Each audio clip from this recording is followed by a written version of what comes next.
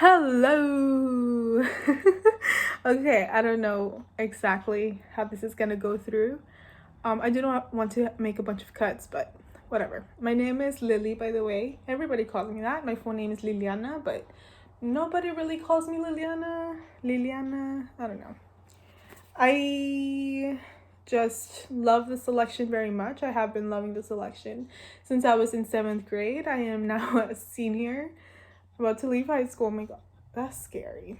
Um, and after all these years of waiting, because I know there's people that have been loving this selection for a far longer time, we're finally getting a movie, and it is a bit delayed on my behalf to acknowledge it through a video, but I never really shut up about the selection anyway, so time to just discuss how I got into the selection, really just how I found it, my love for like the symbolism and Kara Cass's creativity. Really, she's like so ahead of her time. And just kind of like intertwine everything into a bit of a book talk. So probably interwoven will be some spoilers, whether it is at the beginning, in between, or maybe just towards the end. Not entirely sure, but I'll let you know.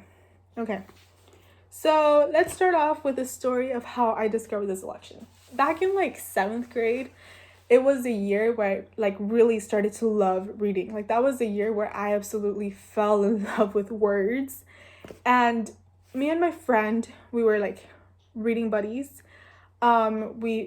She was also like under the same thing where like 7th grade was a year we started like just bookworming into a mold. What? But regardless, what happened a lot to us was that we would get books based on the covers because, of course, I'm sorry, people do judge books based on covers. We all know that. But what happened because of that was that a lot of the times we ended up getting books that were like second, third, fourth in a book series. And we would start spoiling things and we would be confused. And then we'd realize like, oh my god, I didn't even check anything on the computer where the laws for all of these books are in the library, and I already read something that I wasn't supposed to read yet. So when it came to this election, it was actually my friend that found it in like the crate of the books that had just been checked back into the library. So like they're not set back into the bookshelves, but you can like already start sorting through them. And the first one that we found was this one, and she was like, oh my god, look at this book, you should read it. But we had already learned our lesson. We immediately went to the computer. We put the one, Kara Cass, and it said book 3 of the selection series. So we went and found the books that were under the last names of authors that started with the letter C. And we found this beautiful piece of art. And really just from like reading the synopsis, I was freaking hooked. Like this has got to be like the last line has got to be like the last best ending line of a synopsis. Like soon she begins to realize that the life she's always dreamed of may not compare to a future she never imagined. Like I have that memorized. I have so many quotes memorized from these books. I am really fascinated by this series. Honestly, at first I considered it a bit of like a guilty pleasure because nobody really paid like that much attention as I would have liked them to. Because these books deserve to be appreciated so much. Like Kara Cass really was ahead of her time, because even at the time when I was reading this as a 7th grader, I was like, 4 world wars, America, now kingdom, provinces instead of states, a case system, like everything sounded so far-fetched. But like now paying attention to like the current world we live in, you really see how like home hitting all of these things are. And also as I have grown up, I literally grew up with these series, even if it was something I didn't read till after a few years that the first book was originally published. But I have read this series like 4 times. I think the original trilogy I have read it 4 times, and the additional like the sequels to the sequels, I've read 3 times, and I think same goes for the Happily Ever After bound up. Or maybe I have just read that one twice. I think I've just read that one twice. But regardless, they're just so incredible. They're quick, easy, fun reads. Maxon, oh, you fall in love with him. I fell in love with him even before meeting him. Like, the moment they said like a prince, I was like, she has to end up with a prince. But that's just me being biased. I love a nice, good prince. Like, even before I met Maxon, I refused to believe he was like a suck up, a piece of a boy. Like, I knew he had to be good. Like, I felt it. I love him so, so much. But when it came originally to reading these books, I wasn't like biased towards anything. Like, they were just my opinions. I loved America so much. Aspen to me was so fucking incredible. So freaking incredible. Maxon obviously to me was just like, I loved him so much. But then once I got like Wi-Fi, because I didn't have really internet or like access to a device at the time, so I wasn't really aware of BookTube or any of these Goodreads things. And once I did find all these things, when I finally got a phone, I started seeing like people calling America annoying and frustrating and Aspen manipulative, and I was like, oh my god, what? And mind you, I was like younger, and like maybe I couldn't see these things that all of these older readers saw. And yeah, maybe it's true, but it's not like that bad. Well, because America can be impulsive, but she can be a little bit frustrating sometimes in her back and forth switch, especially between Maxon and Aspen. And she does act on instinct, but it truly is just representative. Like, I feel like it has been a topic where it is representative of her country at times and things like these. But at the end of the day, like, I have always looked up to America. She is the representation of the things that you want to do. She does them without thought, but at the end, that's kind of the charm to her. It is just her ability to think with her heart and not just with a cold mindset. And I love that so, so much about her. And you can kind of see how that kind of labels out with Maxon, because Maxon is a little bit more like meticulous about what he does, but he is also like self-driven. Like, well, not self-driven. Well, he is self-driven, but his anger sometimes does get the best of him. But even the anger is almost like it's not always there. Because I feel like they did describe Maxon as a bit too like anger issued or whatever, but it wasn't that often. Like, just when it happened, it was like kaboom. But that's it. So let's tie back in now to the cast. Okay, when it comes to reading, I can never really picture faces clearly.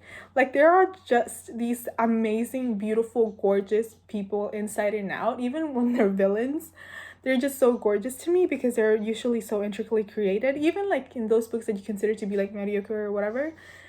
Did I pronounce that right? Even like you find these books, like these characters, to be very nicely executed. Like, after all, like, maybe you may think that not all books deserve to be published or whatever, but I'm going off track. But all of these characters are just so nice. They were published for a reason, I feel like. Somebody had to give it a yes, So anyways, tying back to the cast. Okay. So for America, I am not going to be inserting pictures because I'll just do a Twitter thread. Excuse me. Again, oh my god. Is it the coffee? Excuse me. It was a coffee. Okay. Abigail Cohen. I think she would be like such a perfect America. Like, I just don't know. She's like so heavenly looking, and like she can sing. She has like the qualities that America does.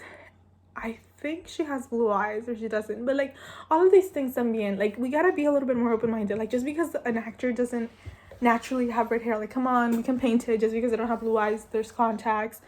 But yes, it is really important that once it comes to like the actual project itself, that all of these characters have their hair colors, their eye colors, and especially their personalities. But like America needs to have it all because, like I said, you do have the symbolism simply in her appearance, and you know, we kind of gotta show that a little bit more also through her, like the aspects of her personality aligning with the book and all these things. But you know, red hair, blue eyes, pale skin, we need that.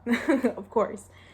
And when it comes to Maxon, I've been thinking about Drew Starkey because yes, I do understand that he is a lot older, not a lot, but a bit older than what Maxon is in the books. But Maxon was described to be a little bit bigger than what he like should have been or whatever. You know, we know why he does. And like, yeah, people will complain like, oh my god, Maxon's supposed to be 19, but at the same time, I don't think it would be that bad if they pulled kind of like a The Giver kind of vibe and they just made these characters a bit more older to kind of bring on a more mature project. Because like, I mean, I'm telling you, I read this back in 7th grade. People who read this when it originally came out are probably a bit older. Like, you don't want to keep, well, we're still reading YA and I will be reading YA till I die, but we kind of need to see a more mature perspective on all these things. So, I mean, I don't think it would be that big of an issue if they boosted up our characters' ages a bit. But, you know, that can all be figured out. And it's not like they don't cast older actors to play younger characters anyways. But, yeah, it does have to align because we don't want it to be awkward either with, like, with the actress and the actor is. But anyways, Drew Starkey has been in Outer Banks, and that's all I know. I do know that in that role he was a bit like scary and hated. But again, we don't, that's like, he's a really good actor, and we do not want our favorite actors to get typecasted, because even if you hate the character he played, you cannot hate the actor. He's such a sweetheart. Anywho, so that's Maxon. For Aspen, don't kill me on this one, but Harry Styles would be so perfect for Aspen. I literally cannot. Like, he's the green eyes, the dark hair, and you know, Harry Styles is getting onto acting. Like, why not? Honestly, to me, Harry Styles is Aspen. I'm finally putting faces to all these characters. For who could I go next? Let's go with Marley. Marley, I feel like Sabrina Carpenter would make a gorgeous Marley. I see it. I can envision it. Sabrina Carpenter as Marley Thames. Celeste. Okay, for Celeste, I either have Haley Steinfeld or Victoria Justice. But I think Haley Steinfeld, because Haley Steinfeld, if I'm not mistaken, is taller, and Celeste has a lot of presence, and a piece of it comes with her height. And so 5'8", Haley Steinfeld could do great. Plus, she's gorgeous as well. And like, yes, we would imagine. Okay. And I think, for Queen Amberly. I mean, I think it hasn't been much of a secret that a lot of people want like Salma Hayek. That wouldn't be too bad. For Elise, I would love to be Elise, not gonna lie, but you know, if that can't happen, I really don't have another option for Elise. Like, just, it'll be me. Yeah, right. And I do not have one for a King Clarkson, but it can come on later. We'll be fine. Okay, let's move on from the casting. If you guys have like any other options or like actors for characters I didn't mention, if you guys want to tag me because I forgot a character, go for it. Let's go. I was just trying to go for it.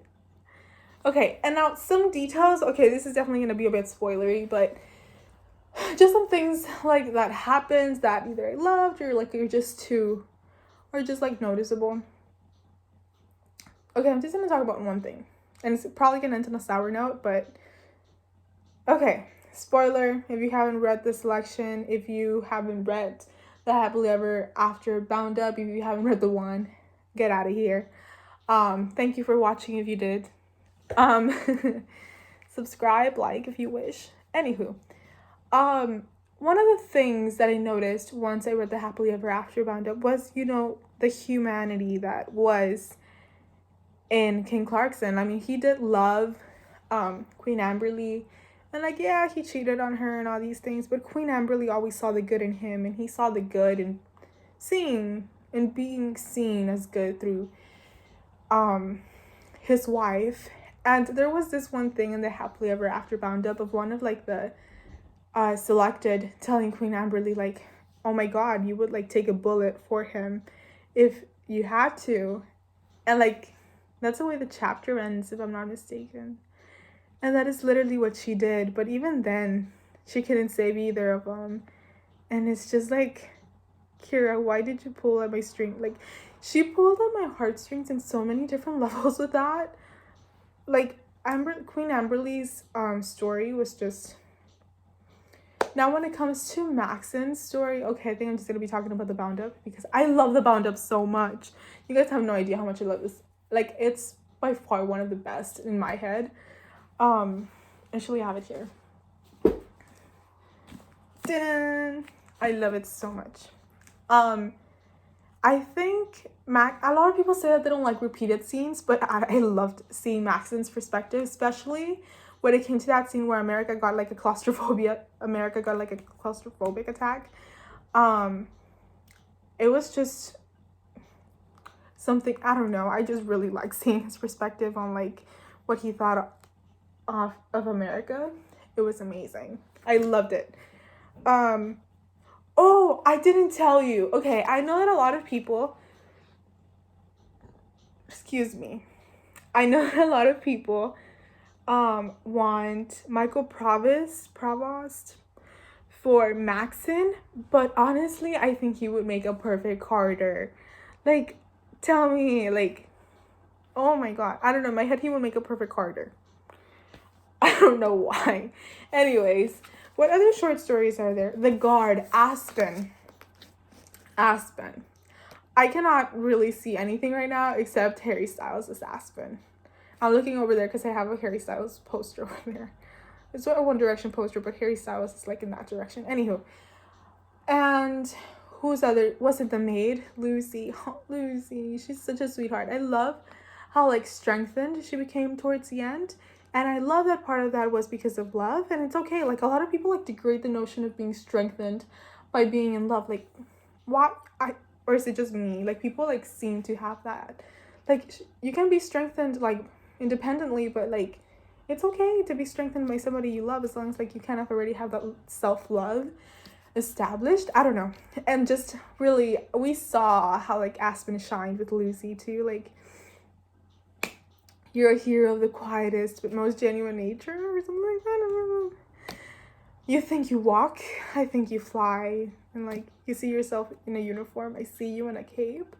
Like, Aspen, oh my god. Like, that flew away from like, the sky is blue, the sun is bright, and Aspen endlessly loves America. Like, he still loves America, not like that, but, you see yourself in a uniform, I see you in a cape.